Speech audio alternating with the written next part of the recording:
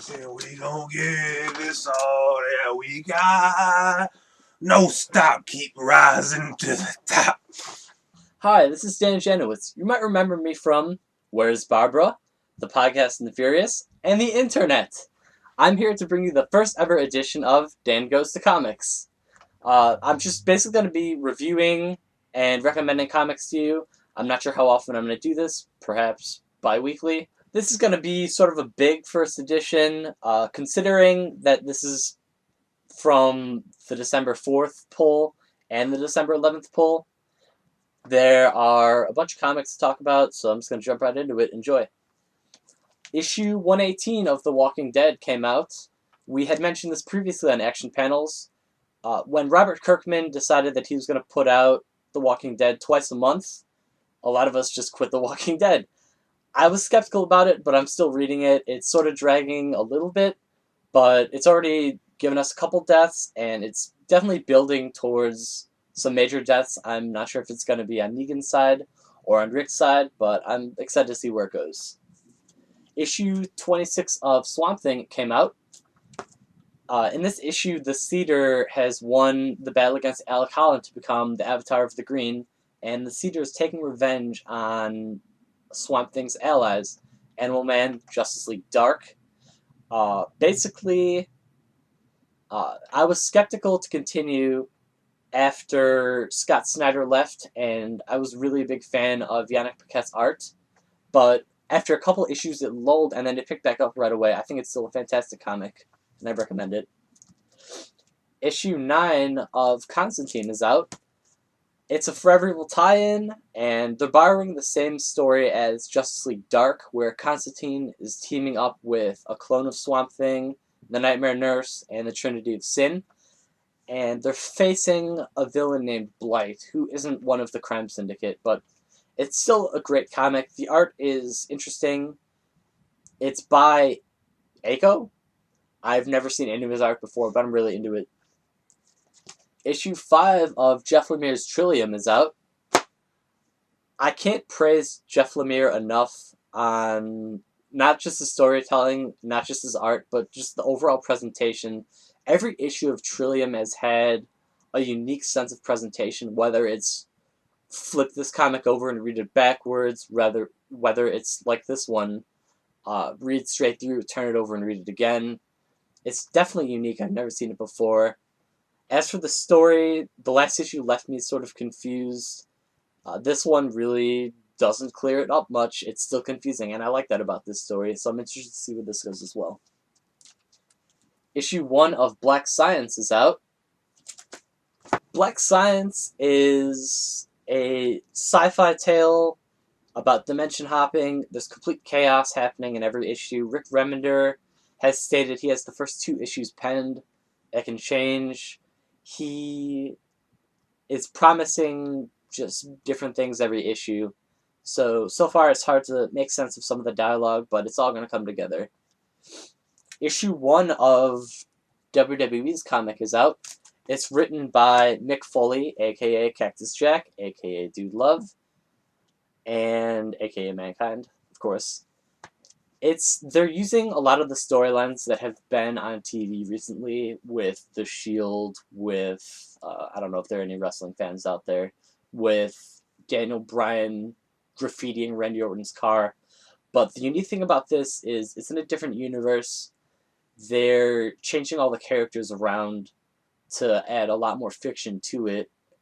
And to me, it's more interesting than what's actually going on in WWE right now, so I recommend this too. Issue 3 of Superman Wonder Woman is out. When I had first picked up this comic, I thought it was going to be Superman and Wonder Woman in a love romance novel, but there's been plenty of action. Superman punched Apollo through a planet last issue. General Zod has returned in this issue. It's been a pretty cool read so far. They've managed to balance whatever romance is going on with a bunch of action. So, definitely excited to see where this one goes as well. Issue 1 of Justice League 3000 is out. They've been hyping Justice League 3000 for a while. It takes place in a dystopian future. They've assembled a Justice League out of, I guess, sort of lab rats, guinea pigs. They represent the Justice League, but they're not actually them. They're sort of genetically engineered. It's hard to tell exactly what's going on in the first issue. We have our Justice League heroes. We have some new heroes. We have the Wonder Twins for, I believe, the first time in the New 52. I'm excited to see where this one goes, but I'm not really sure if I'm going to keep up with it. We'll see what happens. Issue 4 of Batman Black and White came out. There's art in this issue by Mike Allred. There's art by Dustin McGuigan, who also does New 52's Nightwing. I like Batman Black and White because I like seeing the collaboration of different artists, different writers. There's no continuity to it. It's just different takes on Batman and different Batman stories. And I really like that. I really like that about Legends of the Dark Knight as well. You don't have to follow the continuity of the New 52. They just sort of throw things out there, short stories for you. But speaking of New 52 Batman, issue 26 is out. Scott Snyder has been writing an amazing story. Greg Capullo's art is just top-notch. Together, they're bringing another episode of the 0 Year arc. And we had talked about it previously on Action Panels. Batman is facing Dr. Death, and he's also dealing with Commissioner Gordon, and he confronts Gordon about being a corrupt cop. It also ties up what happened with Lucius Fox at the end of last issue. I really like where it's going. I'm probably never going to drop this title. I just really like it. It makes some people go, "What?" when they're reading it. Issue 25 of Justice League came out, and it is a Forever Evil tie-in. Usually major events lose my interest. Forever Evil hasn't done it yet. This issue deals with the origin of Owlman. They've been dealing with the origins of various crime syndicate members over the last couple issues, and it deals with Nightwing's role in all of this as he's the crime syndicate's prisoner. And I'm excited to see where Forever Evil goes, and I'm also excited for them to finally bring in the Metal Men into the New 52. I picked up issue 1 of Dead Body Road, which is on Image's imprint Skybound. It's written by Justin Jordan, who we know from Luther Strode. We like his storytelling. I like his storytelling. Dead Body Road is sort of hard to make out exactly what's going on right now, but we know that it's a revenge tale. There's lots of action. I hope a little bit more gets explained. I'm not sure if any of you guys are reading it, but if someone wants to add their insight to it, that'd be cool. I also picked up, also on Skybound, Manifest Destiny. Manifest Destiny started as sort of an imperialism comic. The story takes place in 1804, and Lewis and Clark and some other explorers are getting ready to explore America, perhaps colonize, and they run into a bunch of weird stuff. This comic is slowly bringing the weird. Right away, we find sort of a minotaur centaur creature, and I don't really know what to think of it yet. It's weird. I like weird. And this is from more than a couple weeks ago. It's Pretty Deadly issue 2. I can't recommend this one enough. If you're not reading Pretty Deadly, you're pretty stupid. That's really all I can say.